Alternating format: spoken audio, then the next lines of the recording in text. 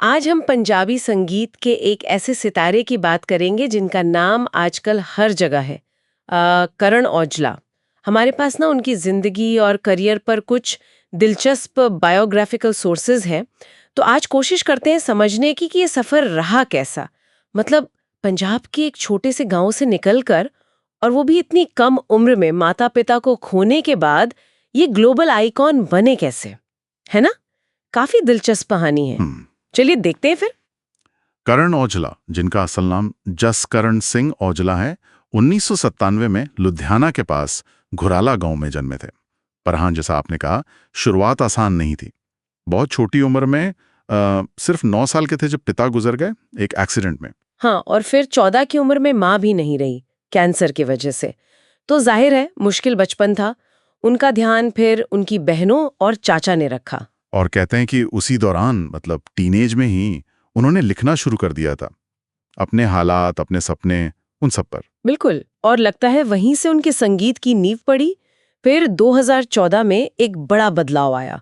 वो वैंकूवर चले गए, कनाडा। सरी में वो क्या कहते हैं, लॉन्गशोरमैन का काम भी करते थे। मतलब काफी मेहनत की उन्होंने। तो संघर्ष तो काफी रहा शुरुआत में।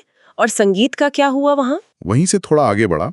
पहले तो वो बस लोकल लेवल पे गाने लिखते थे, लेकिन एक पहचान मिली जब जस्सी गिल ने उनका लिखा गाना गाया, रेंज। हाँ, रेंज 2014 में आया था वो। तो वो गीतकार के तौर पर उनकी पहली बड़ी एंट्री थी। बिल्कुल, पर वो सिर्फ लिखने तक नहीं रुके। 2016 में उन्होंने खुद गाना शुरू किया। प्रॉपर्टी ऑफ पंजाब उनका पहला सिंगल था। अच्छा, तो वो गीतकार से गायक बन गए।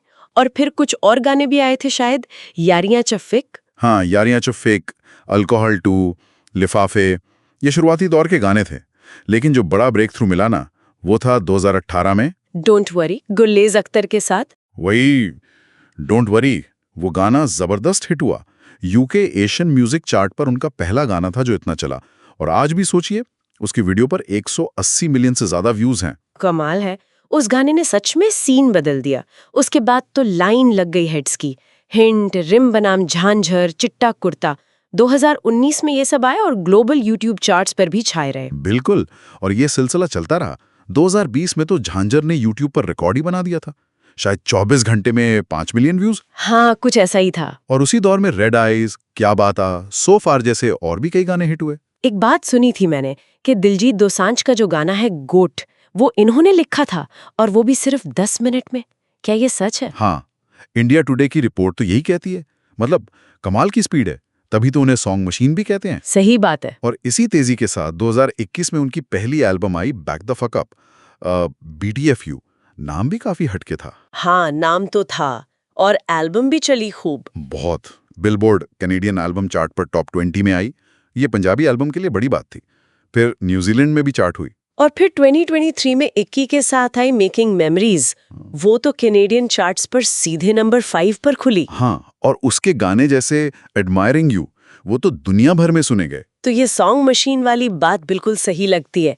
80-85 सिंगल खुद गाए हैं, 40 से ज्यादा लिखे हैं दूसरों के लिए। स्पॉटिफाई ने भी कहा था 2021 में कि वो सबसे बड़े डिजिटल पंजाबी आर्टिस्ट हैं। और सिर्फ गाने ही नहीं, 2024 में एक और बड़ी उपलब्धि मिली, TikTok Juno fan choice award. वो ये जीतने वाले पहले पंजाबी कैनेडियन बने। अरे वाह, ये तो बहुत बड़ी बात है। कम्युनिटी के लिए भी गर्व की बात है। बिल्कुल। और उसी साल उन्होंने अपना पहला ग्लोबल टूर भी शुरू किया। अच्छा। और पर्सनल लाइफ में शादी भी हो गई है उनकी। हाँ, 2023 में मार्च में अपनी लॉन्ग टाइम पार्टनर पलक औजला से। अब वो वैंकूवर में ही रहते हैं। उनके टैटू भी काफी चर्चा में रहते हैं, माता पिता के लिए और भारतीय स्वतंत्रता सेनानियों के लिए। दिखाता है कि जड़ें कितनी मजबूत हैं। हाँ, ये बात तो है। और शायद यही उनकी कामयाबी का राज भी है। मतलब वो स्टाइल। हाँ, उनकी ये स्टाइल काफी यूनिक है। वो पंजाबी फोक और अपनी जिंदगी के तजुर्बों को हिप हॉप, R&B, पॉप के साथ मिलाते हैं। ये जो मिक्स है ना, हाँ, ये दुनिया भर के लोगों को कनेक्ट करता है। सिर्फ पंजाबी सुनने वालों को नहीं, बल्कि ग्लोबल ऑडियंस को। तो किसी फैन ने रेडिट पर सही लिखा था कि मुझे याद है जब वो सिर्फ गाने लिखते थे, और आज देखो कहां से कहां पहुंच गए हैं। बिल्कुल सही। करण औजला की कहानी सिर्फ एक म्यूजिशियन की नहीं है। ये मुश्किलों से लड़कर अपनी पहचान बनाए रखते हुए दुनिया में नाम कमाने की कहानी है। और यकीनन बहुत से नए कलाकारों के लिए प्रेरणा। तो हमने देखा कि कैसे करण औजला ने अपनी जिंदगी की चुनौतियों को पार किया और अपनी क्रिएटिविटी और मेहनत से पंजाबी म्यूजिक को एक ग्लोबल पहचान दिलाई। वाकई कमाल का सफर रहा है। हाँ, और ये एक दिलचस्प सवाल भी खड़ा करता है। जिस तरह औजला ने ट्रेडिशनल और मॉडर्न साउंड्स को मिलाया है, उसे देखते हुए ग्लोबल पंजाबी संगीत में आगे और क्या हो सकता है? मतलब क्या और नए फ्यूजन्स देखने को मिलेंगे? ये सोचने वाली बात है आगे के लिए।